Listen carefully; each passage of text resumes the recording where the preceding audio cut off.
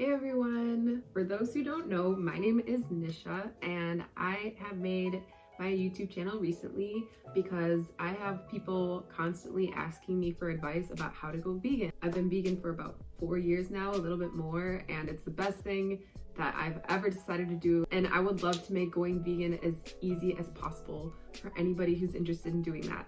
Last week, I made a video referencing a bunch of resources that make it really easy to go vegan. I'm going to link that in the description. I just wanted to make a follow-up video to that this week, a little bit shorter of a video that highlights my 3 main things that I wish that I would have known when I first went vegan.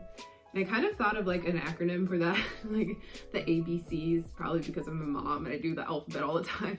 So I thought of 3 things that corresponded to the letters A, B, and C that I really wish I would have known. They're probably the most important tips that I could give you when it comes to going vegan that would have made my life way easier. So A, my first piece of advice when you go vegan is to keep in mind that you can adapt basically any recipe. For every animal product, there's at least one substitute for whatever you're making. So instead of using cow milk, you can use a plant-based milk. Instead of using eggs, you can use an egg replacer. Instead of using an animal protein, you can use a plant protein. So I'll go through a couple examples of just different things that you can add in and substitute in order to adapt these recipes. So I actually just made orange chicken the other day. And this recipe, as you can see, calls for chicken and eggs, which is kind of gross if you think about it, because you're basically taking the reproductive waste of the animal whose carcass you're dipping into it, and then you're eating it. It's kind of freaking gross. Anyways, you can see by this recipe that they use chicken and eggs in it, and instead of the chicken, I ended up using tofu. Instead of using the egg, I made a flax egg, which is literally just 1 tablespoon of flax for 2.5 tablespoons of water. Make sure to use the milled flax, not the whole flax, or just grind it up yourself. Mix it all up, let it sit for about 5 minutes, and it creates this like jelly substance and everything that's really easy to use, and it's a good egg replacer, not only in recipes like this, but also in baking or in pancakes or stuff like that. You don't have to use those same exact replacements that I use though. The possibilities are infinite. Instead of a flax egg, especially in baking, you can use a banana, you can use applesauce. The list goes on and on and on for egg replacers. It's really easy. Instead of tofu, you could use seitan, which is like a wheat gluten that maintains the texture of meat. You can use jackfruit, you could use cauliflower, you could use broccoli. You can substitute in so many different things for just this one thing, which honestly makes going vegan a lot less limiting than not being vegan. People have this assumption that being vegan is this extremely limiting thing to do, but ultimately you're opening up these recipes to be manipulated and adapted in so many different ways, and you're eating a way larger variety of foods. Instead of eating chicken, there's like 10 replacements. Instead of eating pork, there's like 10 replacements, and they're all healthier for you. Okay, on to letter B. So my second hack for going vegan, my second piece of advice, is letter B, which stands for banter. This is something I wish I would have known in the beginning because it would have saved me so much time and energy in the comment sections on Facebook. A lot of the time when you upload things to Facebook or to Instagram as a vegan, there's going to be people who are commenting on it and talking crap to you. Don't always take it seriously. I have been so stressed out in the comment section before, trying to get people to see my points, trying to argue with them and to change their mind.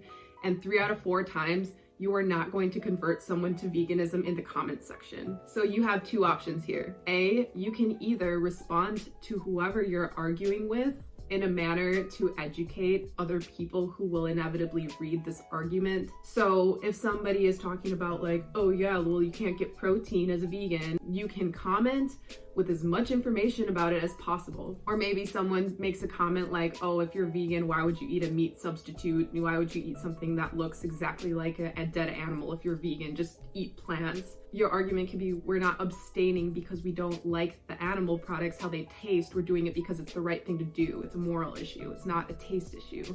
So you can respond, and I would give as much information as possible, not for that person, but for whoever is going to be reading that conversation. Don't get your emotions wrapped up into not being able to change this one person's mind, because I have had people message me after reading conversations I've had with people in a public comment section and have told me that it's helped them decide to go vegan based on the conversations I've been having with people, which is the biggest compliment. It's so flattering, but you don't necessarily know what an impact you're making on people online in a public space, even if it's not regarding the person who you're arguing with. Another point to bring up about that is that if you are completely non-emotional and just presenting facts and being thorough and trying to educate instead of trying to argue, and the other person is acting erratic, people notice, and you look like the sane person in this debate, which is really important. You know, you don't want to look like the crazy vegan who's going off the rails because somebody said a bacon joke. You know, you want to look like, hey, I am logical and I have intelligence on my side and I have reason on my side and science. You want to look like the sane person out of the two of you. So make sure that you don't get all wrapped into it. Basically, be a little bit more lighthearted. If the education part doesn't work out for you, if someone's being completely disrespectful, you should banter back, be a little bit lighthearted, kind of talk crap back to them. It makes you feel better and it's fun. Sometimes you know for a fact somebody is just trying to troll you, just troll them back. For example, people have made comments before saying something like, you're just as bad because you're taking away all the food that my food eats. How are you a good person? And to that, I will post something immature like the SpongeBob meme. Just keep it lighthearted. I mean, what else are you gonna do? Get mad? That's what that person wants. Or, you know, when people post like gifs of like cutting into meat or something, just be like, oh, cool. Maybe post like an erectile dysfunction meme or something like that. It really upsets people when you troll them back because what they're looking for is an upset reaction from you. So just do it back to them. Just banter, you know?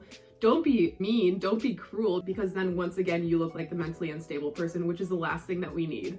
My last piece of advice for you is see calories. When you first switch over to being vegan, it can be a difficult adjustment because a lot of people don't understand that they need to be eating the same amount of calories. Plant foods are way less calorically dense than animal foods are. So in the beginning, just make sure that you're eating more than you think you need, just so your body doesn't kind of go into starvation mode. I've always been someone who has eaten a lot of food ever since I was little. I remember having sleepovers with my friends and we'd always have pancake eating contests and I would win by eating like 15 pancakes when I was like 8 years old.